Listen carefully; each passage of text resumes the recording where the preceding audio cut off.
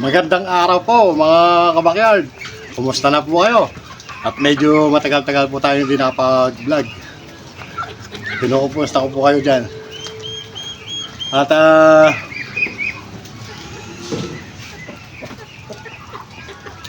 maganda po siguro maikwento ko na lang muna sa inyo ngayon ay ang ating mga pinakawalang bibe. Mga sisiw natin dati na iniwalay natin doon sa isang ginawa akong kulungan. At pinakawalan na po natin yung mga lampas 2 months at nag 2 months. Kasi po sa sobrang dami nila dyan sa kulungan nagtutuka na. Kawawa yung papuntang 2 months, yung may isang buwan doon. Nakakalbo sila. Natutuka sila sa mga malaki sa kanila, mga kabakyard. Ayan po. At nais ko muna po kayo kumustahin, mga kabakyard, na sana po nasa mabuti kayong kalagayan dyan sa inyong pagpa-farming. Sana po masaya po ang pagpa-farming nyo. Happy farming po lahat sa inyo, mga kabakyard. Ayan po. At itutuloy po natin ang ating konting kwentuhan. At sa mga bagong viewers natin dyan, happy farming po din sa inyo. At bago po ang lahat, nais ko pong mag-shoutout muna. Shoutout po at kamustahin ang mga tao dyan sa Athens, Greece. Ayan. Shoutout po sa iyo, Mr. Edwin Estrella. Shoutout po sa iyo at maligaya pagpa-farming din po kung nagpa-farm kayo. Ayan. Edwin Estrella ng Athens, Greece. Happy viewing po sa inyo.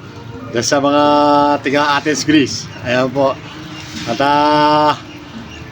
ayan po, at itutuloy na po natin, mga kabakyard, ang ating konting kwentuhan tungkol dito sa ating mga pinakawalang 2 months old na bibe. Ayan po, bali ito pong malalaki na to, bali mahigit 2 buwan na po yan. Medyo malalaki dyan. Ayan po, yung medyo malalaki po dyan lampas na po ng araw sa 2 buwan. Ay yung medyo maliit naman po ay kato 2 months lang.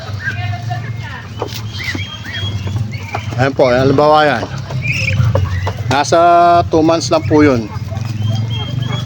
Pero yung talagang malalaki na ay lumampas na po ng araw sa 2 buwan. Ayan, tama yan.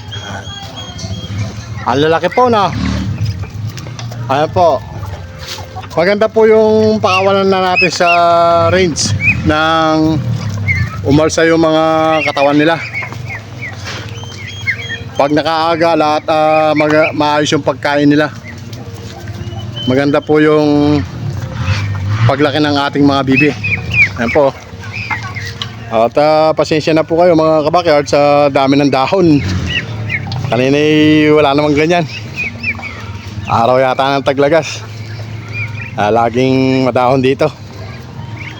Ayan po. Ayan po. Ito matutumas lang po nun. Ang laki Ayan po. Ang dami na po nating alaga. Ayan po. At yung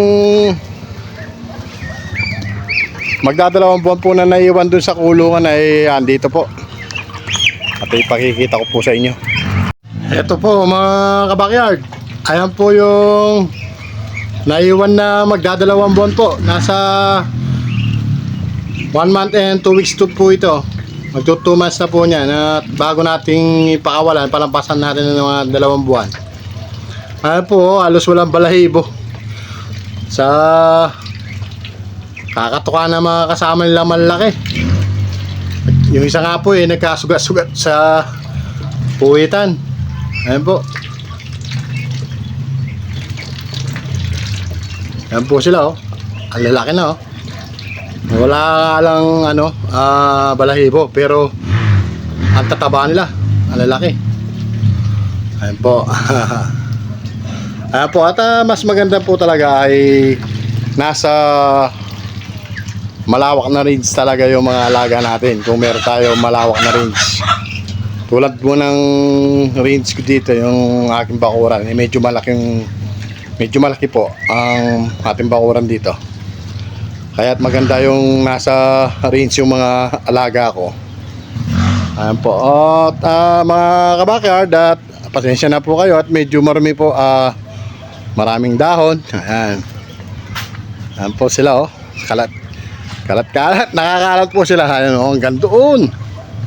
May nakakalat po. Ayan, oh. Ang dami po nila. Ayan, oh. Puno naman ang dahon ng mga puno dito. Kasi yung araw-araw naglalagas yung puno. Ayan po. Ayan. At medyo nag-control po ako ng konti mga kabakyard sa pagpapaitlog. Yung sisyo na napisahan naman nasa 50 at may bumili. Pinakyaw po ng 50 pesos bawat isa. Bali 2 days lang. Day old lang po nung kunin niya. Ayan po. Ayan. May bunga yata yung natin dito. May ano, hinog. Ayan. May hinog yung papaya natin mga kabakyard. Ano? Ayan. At andun po yung iba natin mga alaga. Kumakain ng mga gulay-gulay. Ayan po mga kabakyard. At pinasasalamatan ko po kayo mga kabakyard sa walang sawa po ninyong panunod sa aking mga vlogs o video. At sana po subscribe nyo po si Chris Bouncer Backyard Farm sa mga bagong viewers natin, sa mga bagong napapadpad dito sa ating bakuran. Mag-subscribe na po kayo at huwag kalimutan pindutin ang notification bell para lagi kayong updated sa aking mga bagong videos. Ayan po, maraming salamat po sa inyo. At ito po, ang laki niya, no? Ang laki, oh. 2 months. Sa December, pwede ng pambenta, pangkarne na po. Ayan po, At sige po mga kabakyard, maraming salamat po mga kabakyard.